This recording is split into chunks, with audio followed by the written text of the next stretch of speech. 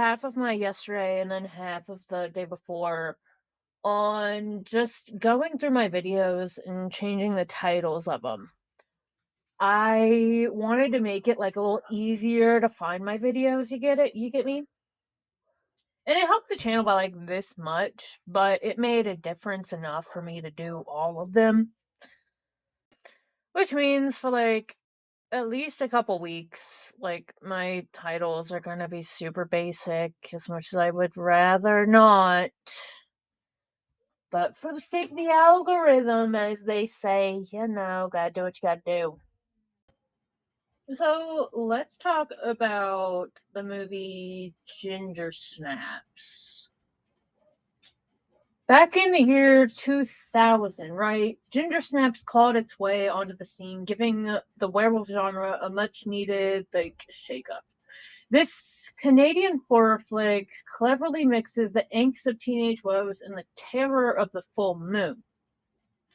Directed by John Fawcett and written by Karen Walton, Ginger Snaps introduces us to the Fitzgerald sisters, Bridget and Ginger, played by the talented Emily Perkins and Katharine Isabelle.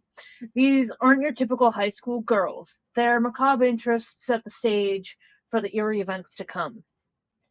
The seemingly sleepy town of Bailey Downs is plagued by a string of pet deaths, but things get really hairy when Ginger is attacked by a mysterious creature on the same night she gets her first period.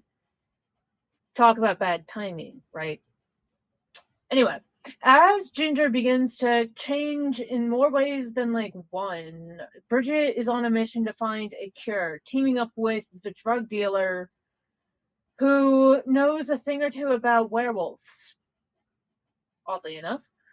It's a race against the clock as Ginger's humanity slips away. And the story doesn't stop at the first full moon. Ginger Snaps unleashed two follow-ups in 2004, Ginger Snaps 2 Unleashed, and Ginger Snaps Back, the Beginning.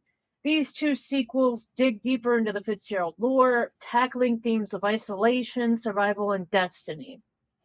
While Ginger Snaps didn't howl its way to box office success, it did earn critical praise and has since grown a loyal fan base. The film is celebrated for its feminist angle and fresh take on werewolf legends, securing its spot as a cult classic. Before ending this video, I want to talk about some interesting and weird facts about the making of the movie Ginger Snaps, okay? If you're down.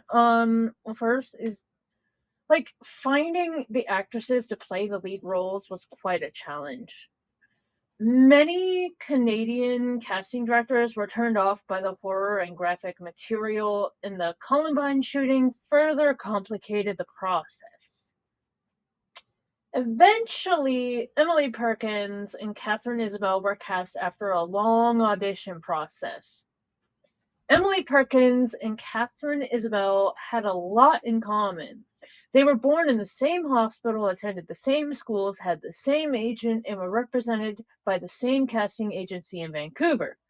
Interestingly, Perkins played Isabelle's younger sister despite being 5 years older. Director John Fawcett insisted on using practical effects instead of CGI for the werewolf transformations. A stuntman wore the werewolf suit, but they could only shoot for 20 minutes at a time due to the extreme heat, which could lead to heat asphyxiation. Okay?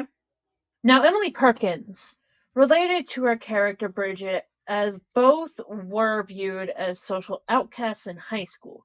Perkins mentioned that, like Bridget, she didn't pay much attention to people she deemed not worth concerning herself with.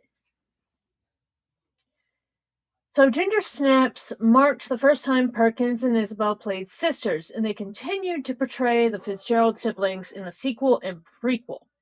They also played sisters in Disney Channel's Another Cinderella Story, but this time as mean girls competing against Selena Gomez's character.